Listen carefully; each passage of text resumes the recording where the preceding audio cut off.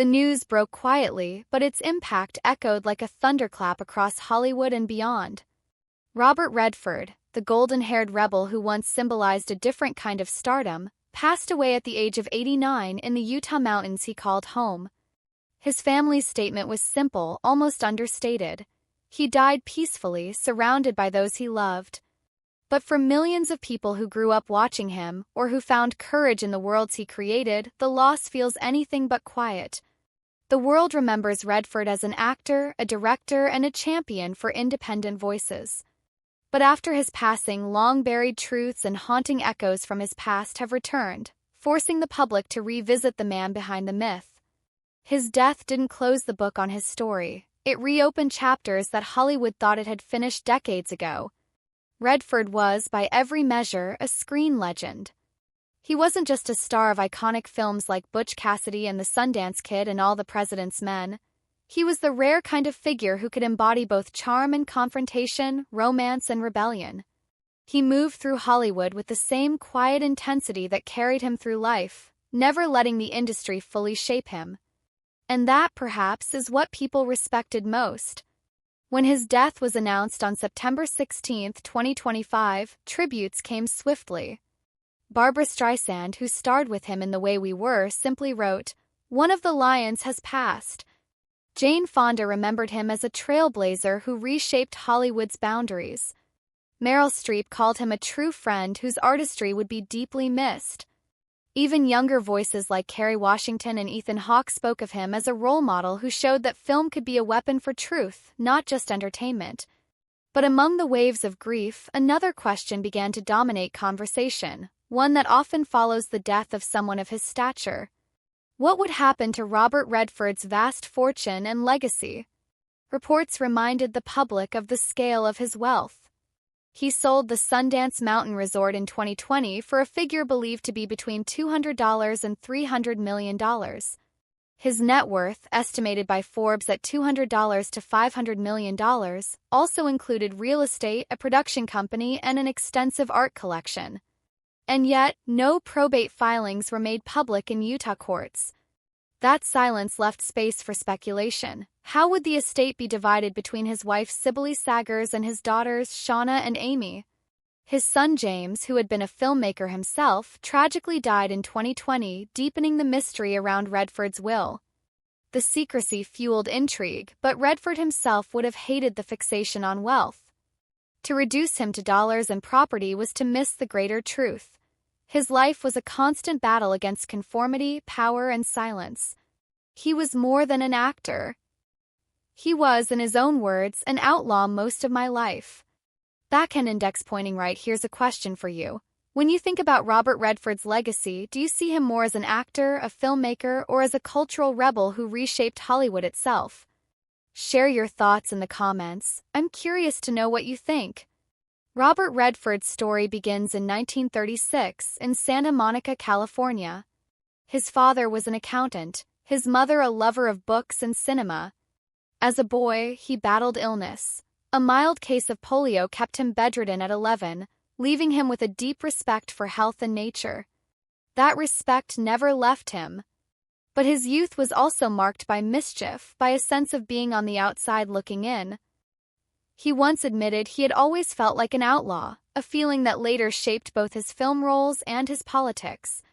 A baseball scholarship to the University of Colorado seemed to promise a safe path forward, but Redford threw it away. He drank, failed his classes, and was expelled within 2 years. That failure, ironically, became the turning point. He traveled across Europe, studied art in Paris and Florence, and eventually returned to New York to study acting. The theater gave him his first taste of success. His performance in Barefoot in the Park branded him a charming young lead, the very image of the perfect Hollywood man. But Redford despised the idea of being locked into such a role. He refused to be reduced to a pretty face. When Hollywood offered him shallow, easy characters, he walked away, insisting he needed more. That defiance crystallized in 1969 with Butch Cassidy and the Sundance Kid. His role as the Sundance Kid made him an international star, not because it played to type but because it defied it. The outlaw character was layered, unpredictable, and alive with grit. Redford had found his mirror. From there, he chose projects that risked failure rather than guaranteed applause. This streak of independence soon collided with politics. In the 1970s, Redford not only starred in All the President's Men but also produced it. The film documented the Watergate scandal and ultimately helped cement the power of investigative journalism in the public imagination. For Redford, it was more than a movie, it was a warning. Politics, media, and morality were bound together in dangerous ways. He wanted people to see the cracks in democracy. Decades later, he was still warning. In 2017, he wrote that truth in America was again in danger, drawing parallels between Nixon's attacks on the press and Donald Trump's presidency. By 2019, his language had sharpened further. America, he said, faced a dictator-like attack under Trump, a monarchy in disguise. His unflinching words drew fierce criticism, but Redford was never one to back down. And yet, his greatest contribution to culture might not have been his acting or his politics, but the haven he built for others. In 1981, he founded the Sundance Institute, a place for independent filmmakers to experiment and challenge the mainstream. What began as a workshop for 10 filmmakers grew into the largest independent film festival in North America. Launched careers from Quentin Tarantino to Steven Soderbergh, proving that Redford's belief in unpolished voices had the power to transform cinema itself. But success brought its own battles. By the 1990s, critics accused Sundance of being swallowed by Hollywood tactics. Studios invaded the festival, marketing campaigns blurred its independent spirit. Redford admitted the pressure, but he defended the vision. Even when lawsuits and controversies surfaced, he never stopped insisting that Sundance existed for one reason: to give new voices a place to be heard. Behind all this, Redford carried wounds few ever saw. His first son, Scott, died in infancy, a loss that haunted him for decades. In 2020, he lost his son James to cancer, another devastating blow.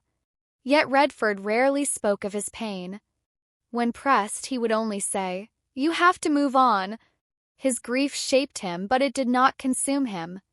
By 2018, Redford announced he was stepping away from acting after The Old Man and the Gun.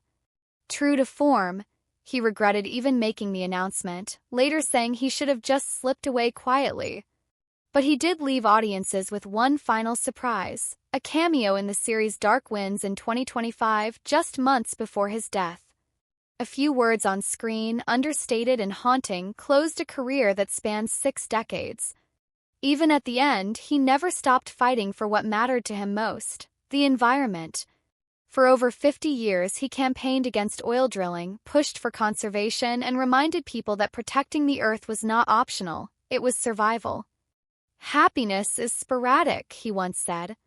"Extract the blood from every moment." For Redford, every moment was a chance to protect, to create, to challenge.